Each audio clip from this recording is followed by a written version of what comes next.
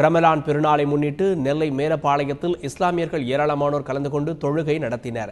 வெளிநாடுகளில் சிலவற்றில் பிறை தெரிவதை வைத்து ரமலான் பண்டிகை இன்று கொண்டாடப்படுகிறது. அதன்படி நெல்லை மாவட்டத்தில் மேலப்பாளையம், பத்தமடை உள்ளிட்ட பகுதிகளில் வசிக்கும் இஸ்லாமியர்கள் தொழுகை நடத்தினர். மேலப்பாளையம் பஜார் திடலில் தொழுகைக்கு ஏற்பாடு செய்யப்பட்டிருந்தது. இதில் ஏராளமான இஸ்லாமியர்கள் கலந்து கொண்டு பிரார்த்தனை நடத்தினர். சகோதரத்துவம் தழைத்தோங்கி அனைவரும் ஒற்றுமையோடு வாழ வேண்டி பிரார்த்தனை நடைபெற்றது.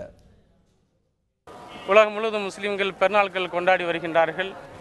ஏக இறைவன் உலக மக்கள் அனைவருக்கும் அமைதியான சூழ்நிலையையும் சுபிட்சத்தையும் தருவானாக.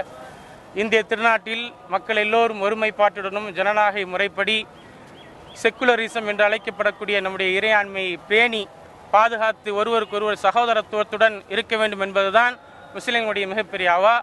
இந்துக்கள், முஸ்லிம்கள், கிறிஸ்தவர்கள், பார்சிகள் எல்லோரும் சேர்ந்து இந்த பெருநாட்களை கொண்டாட வேண்டும்.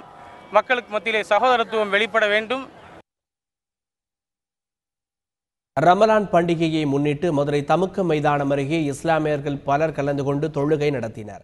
இந்த தொழுகையில் திரைப்பட இயக்குனர் அமீர் கலந்து கொண்டார். தொழுகை நிறைவடைந்ததும் ஒருவரை ஒருவர் கட்டி தழுவி ரமலான் வாழ்த்துக்களை தெரிவித்துக் கொண்டனர்.